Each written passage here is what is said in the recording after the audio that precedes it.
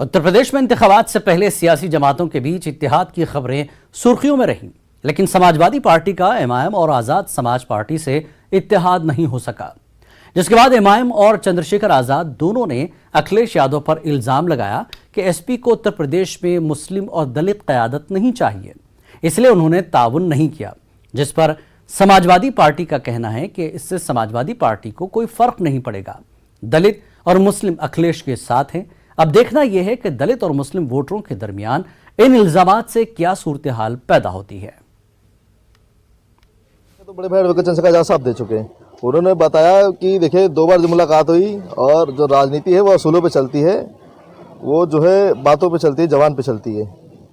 ईमानदार सोच होनी चाहिए, इरादे नहीं होने चाहिए।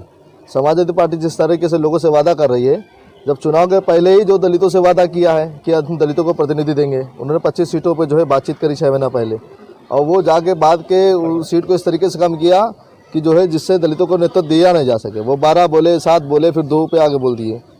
वो जान रहे थे कि जो चंद्रशेखर जी जो स्वाभिमानी है वो मना कर देंगे, बात नहीं बनेगी। तो जो उनके पास लोग आए उससे जो है जिस कहते नहीं कि एक राजनीतिक जो भाव बढ़ गए, तो उनको गलत फहमी हो चुकी है। हो सकता है जो है जनता देख रही है, वो जो है दलितों को जिस तरीके से जो है अनदेखा किया गया है, जिस तरीके से जो है दलित समाज को जो है दरकिनार किया जा रहा है राजनीति से, तो जनता जो है दलित समाज के लोग इस बार जवाब देंगे।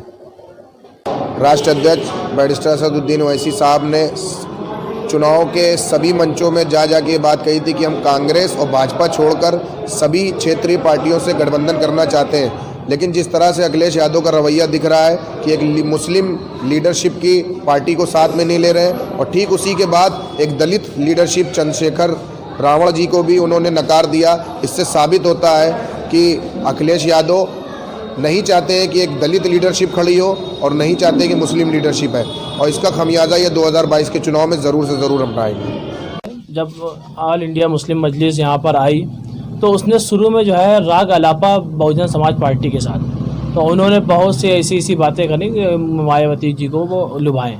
लेकिन जब मायावती जी ने साफ इनकार कर दिया, तब वो उन्होंने राजभर को पकड़ा, फिर राजभर ने भी जो है उनके साथ छल किया। फिर उसके बाद जो है चंद्रशेखर को साथ रहे। जब ये सबसे बात नहीं बनी, जनता उत्तर प्रदेश जनता ने उनको नकार दिया, तब वो कहने लगे कि समाजवादी पार्टी हमको हिस्सा दे।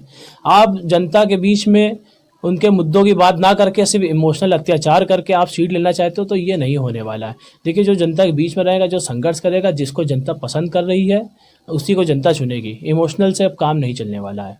उत्तर प्रदेश में सियासी पार्टियों के इत्तेहाद की खबरें चुनाव की तारीखों के ऐलान से कई महीने पहले शुरू हो गई थीं, लेकिन जिस तरह से समाजवादी पार्टी सबसे आगे सुर्खियों में रही कि किससे उसका इत्तेहाद होगा, पहले एमआईएम और फिर चंद्रशेखर आजाद पार्टी से इत्तेहाद की खबरें रहीं, लेकिन दोनों से ही इत्तेहाद नहीं हुआ।